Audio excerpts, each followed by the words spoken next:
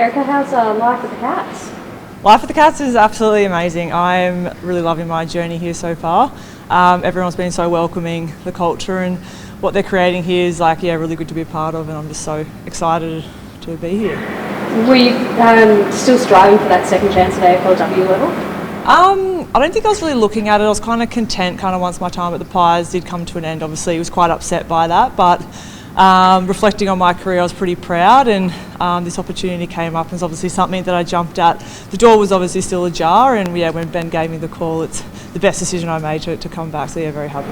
Did you get Ben's number in your phone, or was it an unknown number and you're wondering who's this ringing? It was an unknown number. Just don't really answer those numbers at 5 o'clock on a Tuesday, but no, he just gave me the call, and the rest is history, so here we are. Obviously there's a reason for getting you here, but just talk us through what the Cats had to say when they offered you the position. They were just really impressed what I'd been developing and showcasing at the VFL level. Obviously had a couple of injuries here at the time and needed a bit more height and depth, and I've had the showcasing of my career and been able to experience what it takes to play at the AFLW level, and feel that I can give a bit of that knowledge out. So it's the reason behind why I'm here. You've got a whole life and career away from footy. How have you gone with that little adjustment to, because all of a sudden I've got a double W as well? As I said, my workplace has been really good. Ambers of Victoria has always been a really strong supporter of my W career, and nothing's changed given the time frame of this time round, and I can't thank them enough for the support that they continue to give me. What's the conversations about what you can bring to the Cats, both on field and off field, with your leadership as well, to bring another tool in? Obviously it helps the Cats, but has there been much conversations about just where you add to the Cats list? I guess where I have come from at Collingwood, I've been able to be mentored and guided by some really prolific leaders within that program as well, like Bree Davies, Steph Chiocci, Shani Layton, Ash Brazel to an extent as well. They've guided me throughout my career, and I've learnt so much from them that hopefully that I can bring that to the Cattery and be able to showcase that to our younger players as well. And Emma, big move for you across state lines. How are you going settling into life at Geelong? Yeah, no, it's awesome. From Adelaide, so moving across only about a month ago now. It's been good. I'm living with a host family, which are lovely, and all the girls and staff here at Geelong are amazing, so it's good.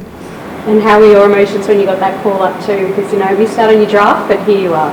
Yeah, no, it was so surreal. It still is a bit surreal today, but no, it was amazing, and they've been nothing but hopeful, so it's really, really pleasing. How are you feeling, playing at Seattle? You played there for a few seasons, but this season in particular, before you got the call, how are you feeling with your form and what you can offer as a winger? Yeah, no, I felt like I was having a decent season out at Westies. I've got a great team back there, and having a good midfield within Hannah Button and Zoe Venning, Ruby Ballard, so they were able to use me out on the wing, and it got my form in good, Being overlooked in the draft, do you feel you have a point to prove, or it's not part of your MO coming in?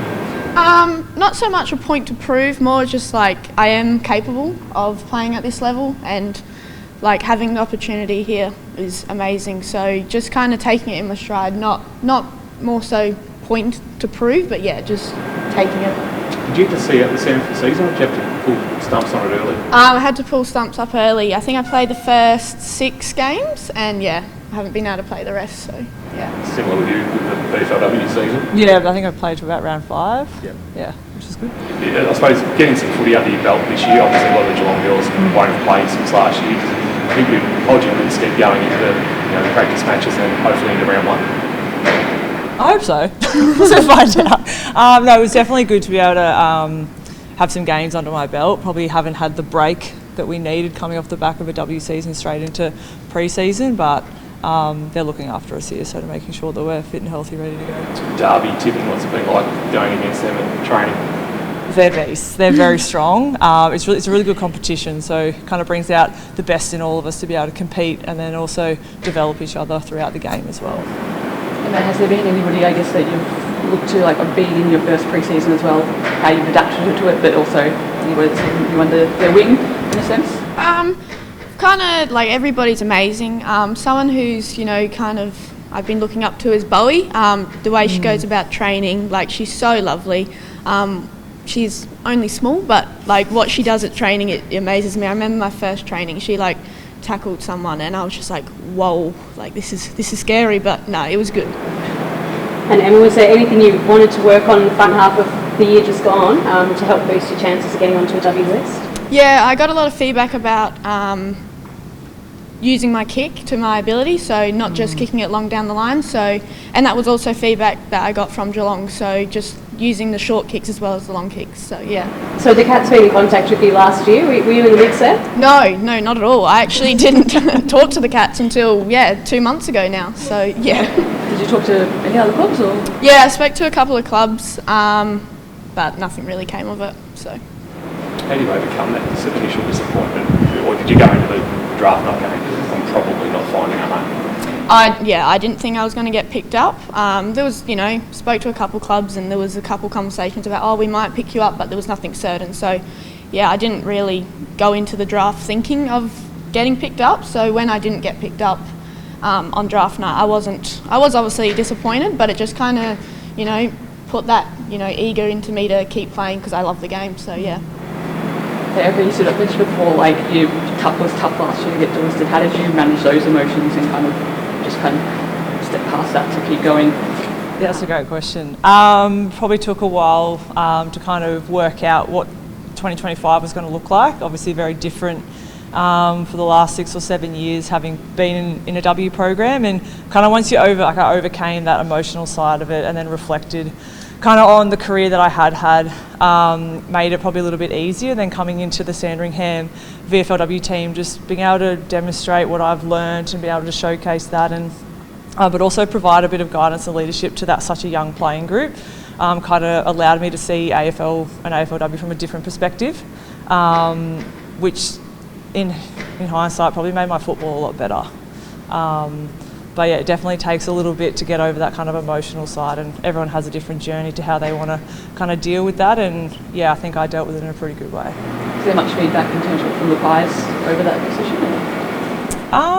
Yeah, it was a mutual kind of decision at the end. There's nothing much that you can really do as a player once you've kind of been delisted, but they're in a rebuild phase. Obviously we were bottom of the ladder and things have to change, and at the end of the day, unfortunately, that was for me not to be on the list anymore, and I was okay with that.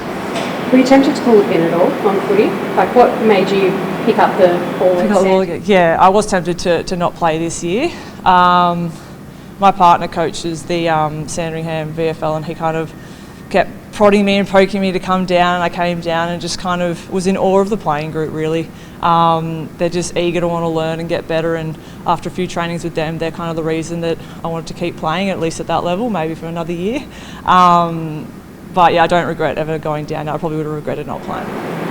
Played on Richmond Oval, Prospect Oval, all those grounds, and with Sanford, when you come here and this will be your home for half a dozen games, how much are you looking forward to using the space out here? Yeah, no, it's very exciting.